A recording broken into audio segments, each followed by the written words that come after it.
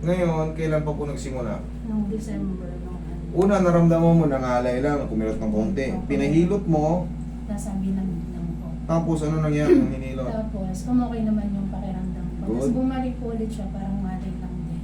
Mhm. Tapos, nung may binuhat po kasi ako ng maling buhat po, tapos dito naman siya sa Okay. Kaya pala eh. Tama nga yung kwento mo. Lamig lang, nakaya namang ihilot, natanggal. Pero nagbuhat ka, yun na yung point. Nagbuhat ka ng alanganin, inangat mo ng ganon, siguro may parang kumindat dyan, or gumalaw, yun na yun. Ngayon, anong...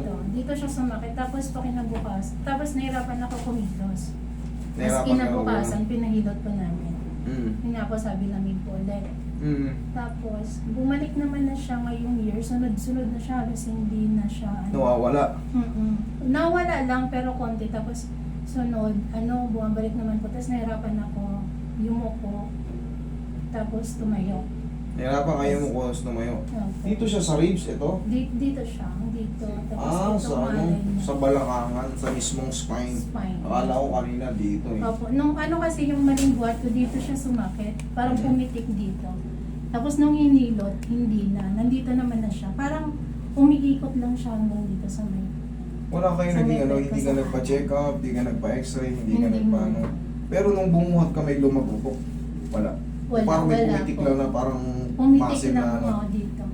Pumitik lang tapos nahirapan na po ako. Umupo tsaka yumuko. Tak-tak lang kita. Relax lang ha. Nakulang mo lang ako. Okay, sige, higang patagilid. Paano lang? Kahit saan po mga ano, mapunta. Huwag lang kayong lalabas.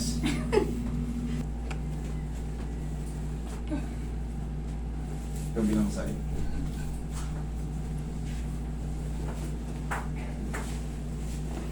Pag gano'n, nahihirapan ka rin ba huminga? Hindi naman. Hindi naman po. Pag nakahiga lang, nahirapan po ako gumalaw. Okay, sige.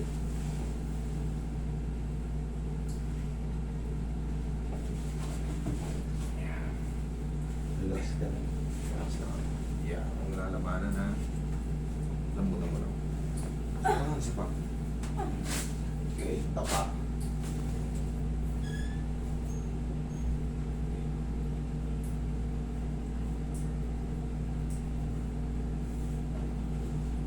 Relax na ka.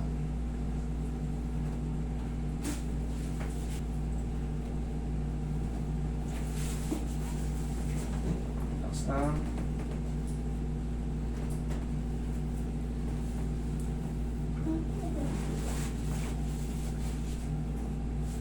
Relax na. Gugulat ka lang. Inhale. Exhale.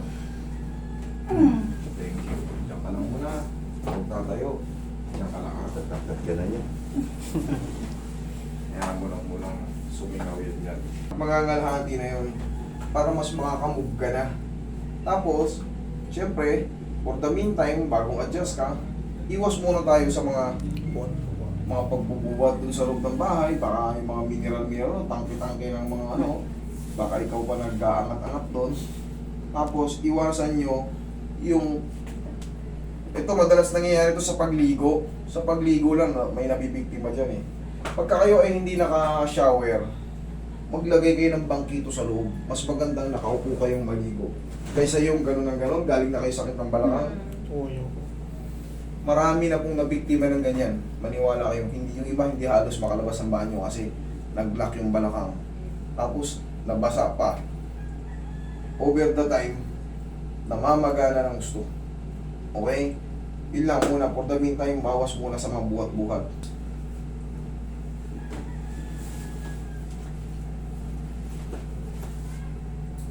Ito pa yung huling bilin. Last na to. Pagising sa morning, ugaliin natin ganito. Para yung balakang natin, nagkakaroon kagad ng kaginhawaan na natutwist natin kagad yung compression, nare-release natin kagad. Tapos pag natayo, sige, tagilid ka. Sige, tingnan mo ngayon yung kilos mo. Sige, tagilid ka. Yan, tukod mo yung siko mo, baba ang paa. Tukod mo yan. Yan, tukod mo yung siko mo, sige. Yan. Diyan tayo kukuha ng puwersa pag tatayo. Okay? Hindi sa balakang yung doon tayo nahihirapan yung tutukod patayo ka, balakang agad, parang tinumbang poste. Kailangan sa siko, tsaka kamay. Nagmamotor pa naman po. Ayun ka, tapos ganito, harap ka. Sa morning, kahit pa nagmumotor kayo, kaya nating i-release yan, basta matutunan nyo lang to. Lalo pag pagising nyo pa lang sa umaga. Go. Yan, lakasan mo konti. Yun, kabilang side. Lakasan mo pa. Yan, isa pa, last na. Yun, thank you. Okay, upo ka. Ngayon, mababago na yung kilos mo niyan. May pain man, dapat ganito ang maramdaman nyo. Tandaan nyo, pag nagpa-adjust kayo, tandaan nyo, yung pain na ganito, kailangan yan mga lahati. Master, may pain pa, pero mas kaya ko na. Hindi yung, Master, may pain. Parang nadagdagan po ah. Kanina nakakahiga pa ako ng ano eh. Hindi lang ako makilos ng konti. Pero ngayon parang gusto ko nang na-plaster na ako. Hindi po pwede. Kailangan, mga lahati siya. O sige, higa ka ulit. Ilang days po siya? 4 to 5 days, makaka-recover na yan. Kailangan ganun na mangyari. Ngayon, sabi natin, Master, lumipas na 1 linggo. May natira konting-konti. Pwede niyong ipa-second session, pero pwede rin hindi. Susundin nyo na yung Exercise. Pero kung wala na, enjoy life. Pero kung meron pa, parang hindi ka pa rin komportable, Master, meron pa talaga natirang konti na lang eh. Gusto ko 0-0 eh. Pwede tayo mag second session. Pero pag wala na nga, enjoy life. Ganun po tayo. Yan. Yan. Medyo mabilis ka lang gumalaw. O, kabilang biling. Kabilang biling. Sorry ba lang? Ay, Kaya ko siya pinahiga ulit para malaman natin kung may changes.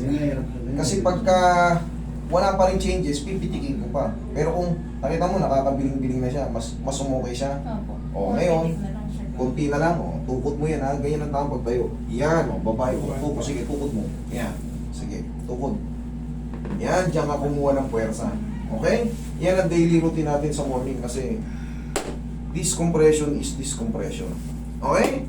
For the meantime, kung maliligo, kung pipilitin maligo, hapon na lang, mga alas 4, pataas. Kung hindi naman maliligo, mas maganda. Okay? Okay. Paano po yun, Master? Kasi nagmumotor pagka po ako. Yun na nga eh, nagmumotor ka pag... Pwede naman magmotor, pero pag alam mong lubak-lubak, bawas tayo ng tulin sa kumbaga magdahan-dahan tayo kasi hindi mo pwedeng sagupain lahat ng lubak pagka meron kang ganyan. Sabi ko sa inyo, yung disc na pirat, nakakandag, hindi mo napapansin, nararamdaman mo, tumitigas yung kalamnan mo. Totoo yun, kasi ako nagkakaganyan din ako, nagmumotor din ako. Kaya ako sinasabi sa inyo, kasi nararamdaman ko rin yan. Mas kumpara mo naman sa babae, na hindi alam din ng hindi ka naman ikaw ang therapist. Kung wala ka knowledge about sa ganyan. Pag magmumotor, pwede magmotor, pero pag alam mo lubak-lubak, malalaki ang humps, dahan-dahan. Okay? Isa yun sa makakatulong para mapirat yung disc natin. Pero kailangan pa rin po namin magpa-MRI. Yung MRI naman, maganda yon kasi dun may papaliwanag kung ilan na yung tama kasi meron yung tinatawag L1, L2, L3, L4, L5 depende kung may desiccation, herniation dun natin mauunawaan lahat. Okay? Pero hindi po nakakagaling yun ha. Pero kung makakalibre kayo ng MRI sa mga barangay nyo, mas maganda. Kahit tawag no, without contrast, kahit ano lang, ang mahalaga, yung yung ma-i-discuss yung bawat tama ng dis, sa dami ng dis natin dyan. Okay? Tapos Thank you. ito po